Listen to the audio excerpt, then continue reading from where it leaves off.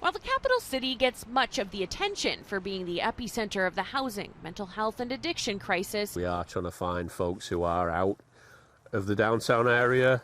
They may be out in the bush. The Union Gospel Mission's mobile outreach is looking for those overlooked, struggling elsewhere. There's people living all throughout the bushes here. As we hit the road, the reality of the homelessness hiding in plain sight within Victoria's suburbs comes into focus. Anywhere where there's forests or bushes or any sort of infrastructure like bridges, we've found encampments. We make it to Rex Road. Is the only place in the West Shore where people are legally allowed to camp. A Langford Park, we find between 5 to 15 people sheltering. Miserable, wet, cold. The team starts handing out hot tea, coffee, socks, and soup. I need help, and I know the system. And we meet Rebecca. So, it's just almost impossible to reorganize your life from out here. And she used to help the unhoused. Now she's homeless herself. And this one park she's allowed to set up camp overnight in is her prison. We are shackled to an outdoor, unsafe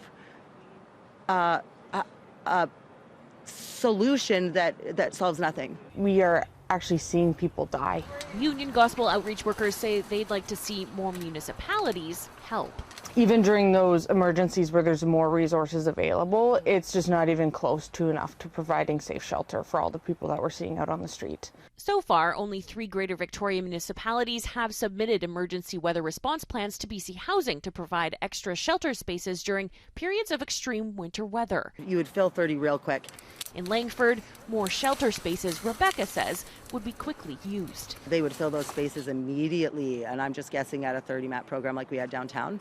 I know a lot of people that are, Langford area have gone downtown because it's easier to get into the shelters because you have to line up. Instead, municipalities like Sydney are shooting down opportunities to do so. Council there voting down plans for an emergency weather response shelter proposed for a seniors assisted living center. I know people and I know their names and their stories and how they take their coffee. And I know them well, and I just have to watch them slowly fade away because their basic human rights aren't even being met.